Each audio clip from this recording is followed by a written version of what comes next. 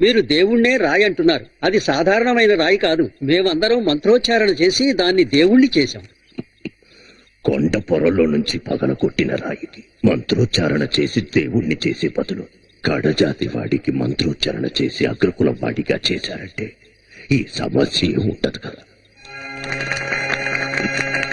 మీరు దేవుడే లేడంటున్నారు, కానీ అదే దేవుడు మీ ముందుకొచ్చి నుంచుంటే మీరేం చేస్తారు? నేను ఉన్నాడంటానండి, కానీ వచ్చి చావడే. అయ్యా, ఉన్న మతాలన్నీ తప్పంటున్నారు. అలాంటప్పుడు మీరే కొత్తగా ఒక మతాన్ని సృష్టించవచ్చు కదా. ఇంట్లో మలమూత్రాలున్నాయి, వాసనేస్తోంది.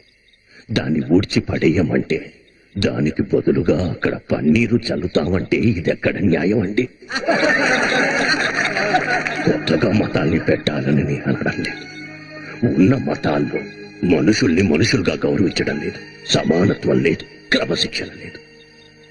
క్రమశిక్షణలో మనిషి సమానత్వాన్ని బోధించే మతాన్ని గాని దేవుణ్ణి గాని నమ్మే వాళ్ల గురించి నాకు ఎటువంటి అభ్యంతరమూ లేదు.